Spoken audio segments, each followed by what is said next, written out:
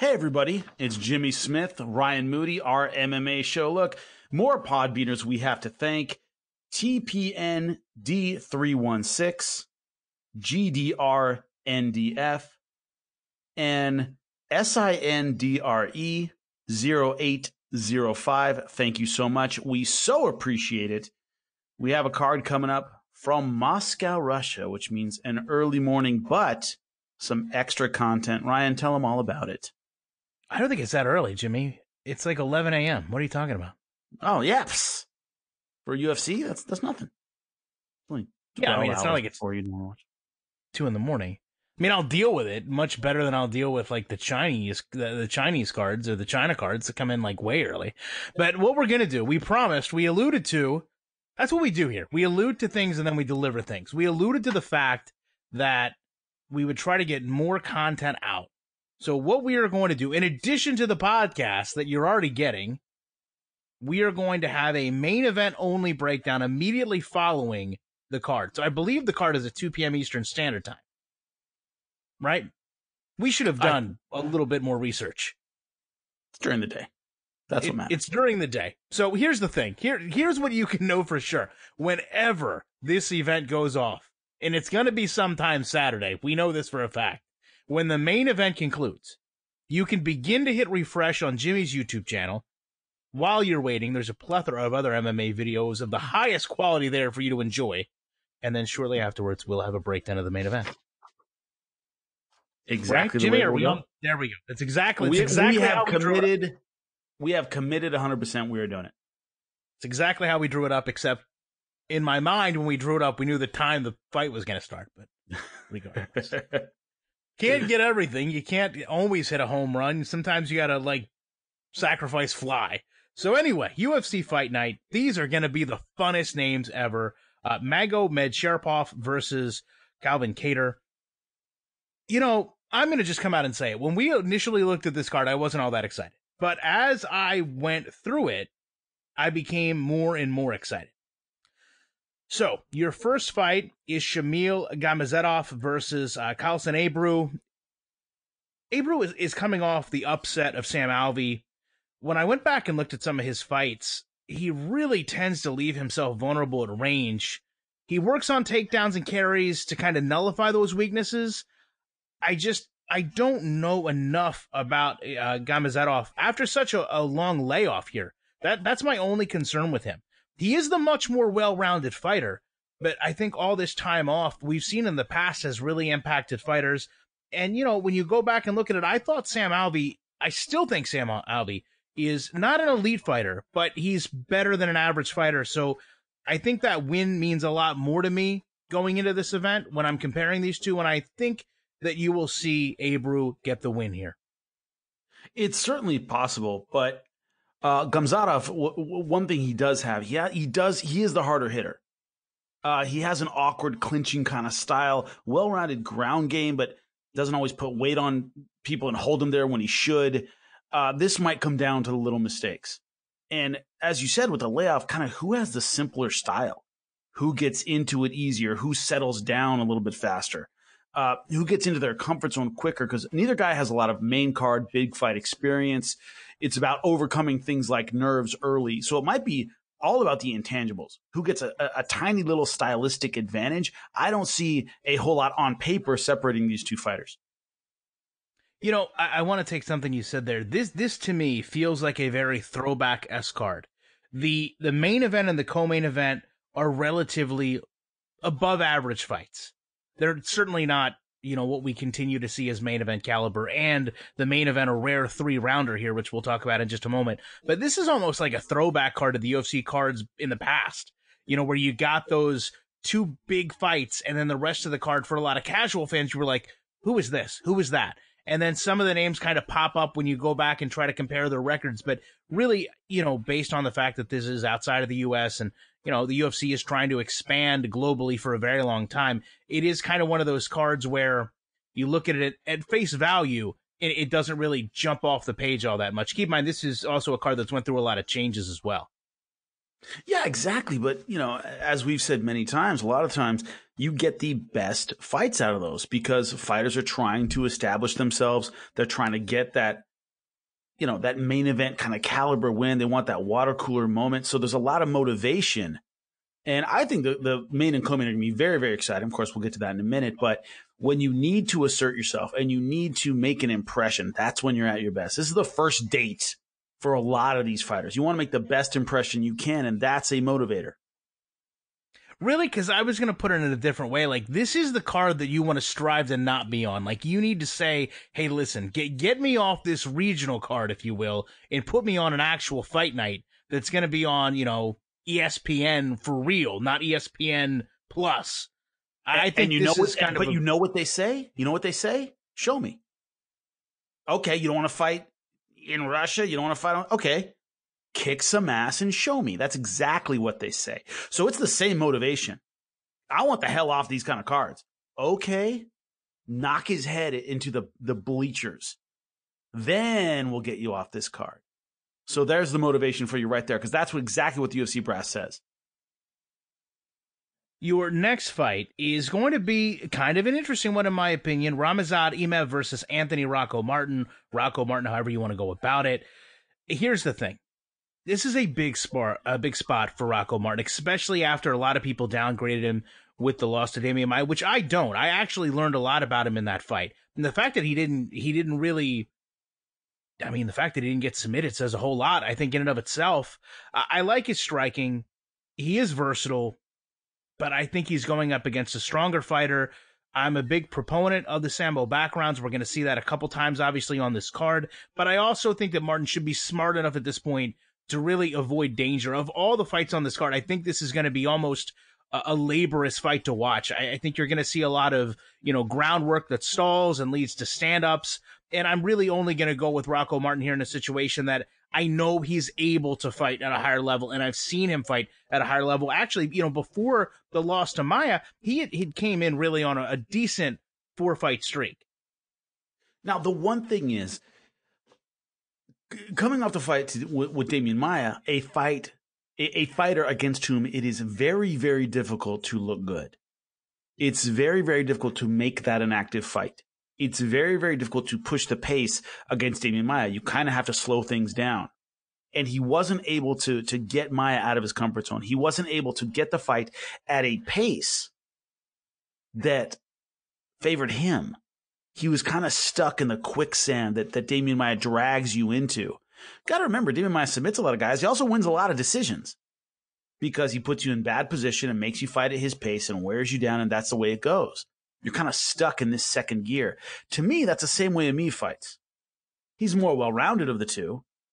He does have real stand-up skills, but he tends to clinch. He tends to slow fights down, and we've seen earlier that Martin doesn't necessarily, against Damian Maia, have that ability to break out of that and make a fighter fight at his pace. Remember, Colby Covington against Damian Maia, that's how he beat him. He made him fight at his pace. He wasn't quite ready for that. He couldn't keep up with the volume. You have to be able to shove it into a different gear or play really defensively to beat Damian Maia.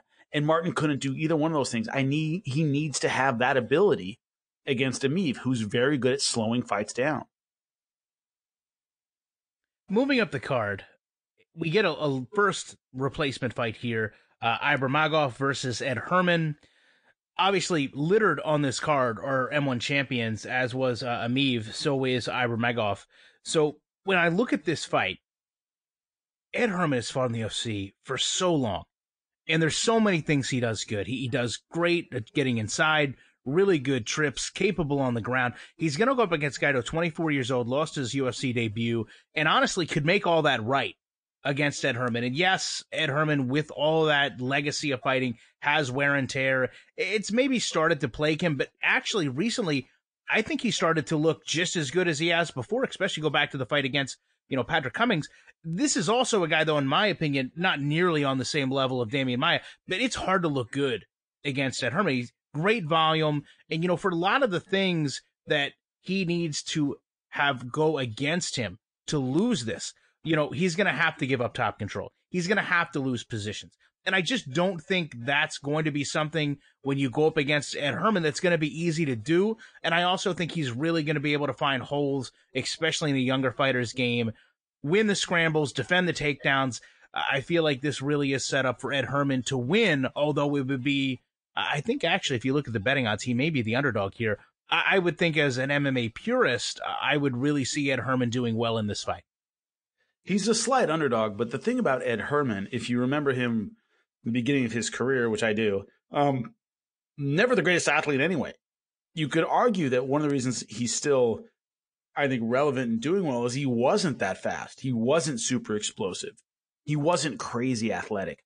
He didn't have those physical attributes of a young fighter that wear down and you slow down, you start losing these things. He never had them in the first place. He was always kind of plodding. He has surprising hand speed. He has, these kind of slick veteran moves. That's great. But he never relied on his athleticism. Does he have a chance in this fight? He certainly does. He's gotten smarter. He's learned to fight at the right time. He's learned to explode at the right time. He's learned how to steal rounds. All those things, those veteran tricky things are going to serve him well. The problem is Ibragimov is a decade younger, should have the physical tools, should he turn it up to kind of wear Ed Herman down. Ed Herman's been through a lot, man. He's just been through a lot, even recently. Not just the Patrick Cummings fight, but he's been in some stand-up wars that were very close. The John Volante fight, that was very, very close. The CB Dalloway, these guys that aren't great, but stand in and throw. Then, of course, knocked out by Krylov. He's just, I don't see how much physically he has left. Now, Ibragimov, though, a late replacement on the card, might not be in the kind of shape where he can push Ed Herman. If he's not, it's going to be a long night for him. Because Ed Herman still cares enough about the game. I was looking for in that fight, Ozdemir versus Smith. I was there. I called that fight. And against John Volante, he really pushed it hard. You could really feel that he wanted to win. He still loves the sport. He still loves fighting. He still believes he can compete. That fire isn't gone. If Ibragimov doesn't bring it and wear Ed Herman down physically, he's not going to break him mentally. That's an important distinction. Going up to what really is kind of an under-the-radar fight, but a critical fight here, you have a fighter in Danny Roberts who may be on the cusp of getting a release. And Zalim Alidev, who, the last time out, he just got out-wrestled. But he also seems to be a guy that wants to trade, push the pace, and be aggressive. And, we've seen Roberts also be that guy as well. And he's got great power, especially with his left hand. He's got great instinct. I just wonder how much this recent damage has added up. And I was a big fan of the way he performs. I mean, his Mike Perry fight, just going out and, sometimes you can just watch a guy give 100%. You don't always see it. But when you see a guy give 100%, it really leaves an impression on you. Danny Roberts, to me, every time he fights, comes out 100%. Now, unfortunately, he gets on the losing end of that. You go back to Nordine Talib, Mike Perry, like we talked about. When it doesn't work for him, it doesn't work for him at all. And I feel like this could be another fight where we're going to start to look back and say, okay, this damage is mounting. Yeah, for sure. And Imadaev, in his UFC debut, of course, lost to Max Griffin. That's not weird. That's not strange. We see that happen all the time. Fighters come in with gaudy records, 8-0, but on the local scene, done a lot of stuff in Russia against a bunch of names you've never heard of before. You go in, the bright lights get to you, and you lose. You go back, he lost by decision, and you right the ship. Right? You kind of get it behind you, the nerves are finished, and you come back a much stronger fighter. The thing about Danny Roberts is he's almost a stereotypical English fighter. He's easy to lure into a brawl. He's easy to challenge to a one-on-one face-punching contest, and he could end up on the losing end of it. That's the problem. Is the question to me is who has a higher fight IQ? Of course, Danny Roberts more experienced in the UFC, but tends to get lured into brawls, whereas you pointed out Mike Perry and Nordine Talib were able to knock him out because you lure him into that kind of brawl and you take advantage of it. Now, Imadaev, if he has gotten smarter because of this one loss, I think he lures Roberts right into the same kind of brawl, the same kind of war, and makes him pay. I really do. And nothing like losing that UFC debut to make you really start taking things seriously. And Danny Roberts' problem is 2 in a row, you can get past that. 3 is the magic number 9 times out of 10 in the UFC, and that's what Danny Roberts is facing. Will that give him the motivation? I don't know. I would lean on Amadaev making the smart decisions this time around. Your co-main event is going to be Alexander Volkov, Greg Hardy. 2 guys coming, if you look at their records, in off losses. Well, I guess a loss and a no contest. But 2 guys that really had fights won. I mean, Volkov, it was an absolute stunning last-second loss to Derek Lewis, which would have been his 7th straight win.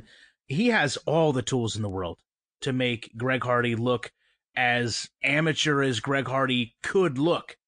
I think the key to beating Greg Hardy is going to be movement. Avoid the power, clinch, tire him out, striking back to nullify his attacks.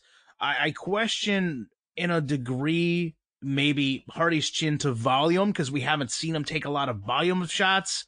And I feel like Alexander Volkov is going to be the guy that actually has the capacity to say, okay, I'm going to volume you down. I'm not going to fall for, the tricks that you've let everyone else fall for. And the other side of it is, this is going to be by far the biggest name he's fought. I feel like if Hardy can beat Volkov, it's going to be much more a step down for Alexander Volkov than it would be a step up for Greg Hardy. I think the UFC knows what it has right now in Greg Hardy. He's talented, obviously, a great athlete, but limited. The Volkov fight, to me, is a way to maybe increase his profile. And they're hedging their bets. If he loses, well, he took it last minute. Alexander Volkov's much more experienced, rangy, knockout puncher. It's not the end of the world. But if he somehow beats Volkov, as you said, big step down for Volkov, and they can say, Greg Hardy's legit. Ha ha, told you so. Yeah, he's made some mistakes, but he beat Alexander Volkov. So a loss doesn't kill him, and a win does a lot for him. The thing about Alexander Volkov, and I called a lot of his fights in Bellator, that's where he kind of started out in terms of big shows, a former champion in Bellator. He hits surprisingly hard for a guy who's 6'7". I know that sounds weird, but he's really skinny. He's rangy. He's not a very wide heavyweight. Only 240 for 6'7". You can, you figure out that's not the thickest build in the world. He hits with real power. Real power. The knockout over Fabricio Verdum, that woke a lot of people up, but I've known for years, man, in Bellator, he put one on you, and it's not even necessarily a kick. Nice punches, good combinations, very, very accurate. He hits you, you stay down. And the thing about Greg Hardy is, as he's getting more confident, as he's increasing his skill level and all these things, he's taking more risks. He dropped his hands a lot in his last fight. He depends on his ability to read range and to read the speed of the strikes coming at him. Volkov is incredibly rangy, throws with surprising speed, and has some tricky kicks off that front leg.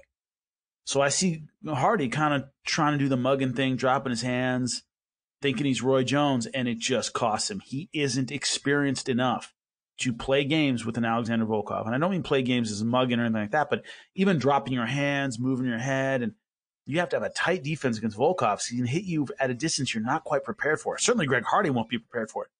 So I understand why the UFC made the fight. It's high reward, not a whole lot of risk for Greg Hardy. Volkov beats him, great. If Hardy loses, it's not the end of the world. But if Hardy wins, it's a big leap forward for an asset they've put a lot of money behind. So I see why they would do it, but you got to favor Alexander Volkov in this kind of a fight. At the end of the day, though, there's something to be said. I mean, this was the main event. JDS and Volkov was going to serve as the main draw. If you go back and look at the prior fights JDS had, there's no way that they would have pulled him out of there to go against, to have Greg Hardy go against, Francis Ngannou, Derek Lewis, maybe Tai Tuivasa, but certainly not Stipe. So it's really something to be said for the caliber of seat that Greg Hardy stepped in and filled. This doesn't happen unless he says yes. So all things aside, credit to the guy, all the disappointment he could have taken from the no contest inhaler situation. He stepped up and went into a fight that a lot of people don't see him coming out of the winning side of. And that means if he does, a lot of people are certainly going to have to eat their words to a degree. Yeah. And he has the athletic ability to pull off something. He's a big, hard-hitting heavyweight with real speed, and he's starting to catch up in terms of his skill level. It's defensively. The only fights since Derek Lewis, the fights I saw him lose in Bellator, Chet Congo and Tony Johnson, I wanted to gouge my eyes out, both of those fights. God, they were awful. Take him down, hold him down, put weight on him, nullify him, and take your win. Derek Lewis got a great comeback, but he's getting the piss beaten out of him for what? 14 minutes and 10 seconds, whatever the heck it was. And then he got knocked out. So usually the way to beat Volkov is slow, methodical, not a stand-up fight. That's how you beat him. I don't know if Greg Hardy has those skills. So that leaves us with a co-main event that is pushed up to a main event, which is a super rare now 3-round main event. And I will tell you, if it was a 5-rounder, I would probably look at it a little bit differently. However, I've been to a lot of Calvin Kattar's fights. I realized that when I was going back through and rewatching them. With Magomedsharipov, he is really quickly becoming a fighter that when he fights, people pay attention. These guys are both coming in with exceptional records in a very talented division. I would say that Calvin Kattar is going to have issues with dealing in terms of explosiveness and range. I see this as a dangerous fight for both guys because there's a lot on the line. I really feel like whoever wins this fight can use this as a massive step to maybe be 1, if not 2 fights away from a championship bid. I just don't think that Calvin Kattar is here yet, but I feel like he could be there. But I don't feel like this is going to be his fight. There's just too much going against him in terms of the travel and the level of opponent. I wanted him to win, and I tried to look for ways to make myself believe that, and I just didn't find them. And that's the worst. When you want to side with somebody and you go back and you look through and you can't figure out a way to make it work, it's almost like trying to crunch the numbers. You go back and look at what he's going to deal with, and I just don't think he's going to have it in this one. I remember the first time I studied Magomedsharipov, I was calling his fight, I want to say in Chicago, against Kyle Bochniak. And I remember watching him and thinking, this guy's the future. I was watching him fight, I was, going over stuff, and I was like, this guy is the absolute future of this division. And a guy not only who's 6'1" in the 145-pound division, which is pretty amazing, but I could point out a dozen fighters that were tall or rangy for their particular weight class. Kendall Grove at 185, Semi Schilt, Gan McGee, those guys were gigantic heavyweights, really, really tall. They weren't explosive. They weren't fast. They weren't accurate. They didn't have a lot of those other gifts. When you look at John Jones, everybody talks about how rangy he is, but he's also crazy explosive and athletic for that build, and that's rare. Magomedsharipov, his transitions, when you watch him on the ground, are lightning fast, super technical, and really accurate. Fighters who are 6'1" don't move like that. They just don't. They can be tricky on the ground, crazy guard, they're horrible to roll with, but they're not that quick. He is super quick. And I like Calvin Kattar a lot. I think he's an excellent fighter, great stand-up, great kickboxer, great story, Loved his win over Ricardo Lamas. Fish Gold, I was there for that. I think so were you, the Ozdemir versus Smith fight. And the guy's got real skills. But Zabit Magomedsharipov is a lot of X factors. He's a combination of skills and builds that it's just hard to deal with. And when I look over Calvin Kattar's resume and I think about the guys he's beaten in the fights I've watched, real guts against Andre Fili.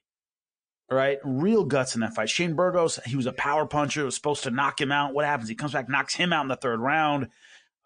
Great fight IQ. I haven't seen him overcome anybody who fights like Magomedsharipov. Carnero is the closest thing you get. A tall, rangy, tight, accurate kickboxer with a great ground game, and he came up short in that fight. So all the things I've seen, he's solid. He has knockout power. He has guts and heart for days. Very hard to finish. Can he turn it on against Magomed Sharapov when he absolutely needs to in order to take him out and win this fight? I don't see it happening. A very uphill battle. You got to go with Magomed Sharapov, in my opinion. Yeah, I mean, I'm actually surprised that he's ranked number 5. I understand. I think that speaks to the quality of the division that you look at these two guys, I believe currently number 5 and number 11. But at the same time, like you said, you're just trying to check boxes and you're trying to look for ways that Calvin Kattar can win. And I just couldn't find him. I mean, don't get me wrong. Like you said, I'll echo all the positive sentiments. I've seen him fight live. He is a great, great talent. The problem is he's running against an elite fighter. And this is going to be a true test. And maybe we're wrong. Maybe when we fire up the show on Saturday afternoon, we'll talk about what I would say is Calvin Kattar, at least shocking, not the world, because it's not that big of a card, but shocking the MMA community and getting an upset win that would absolutely cement himself as a top fighter in the division. With that said, we appreciate you guys checking this out, and we will be back very shortly with more commentary.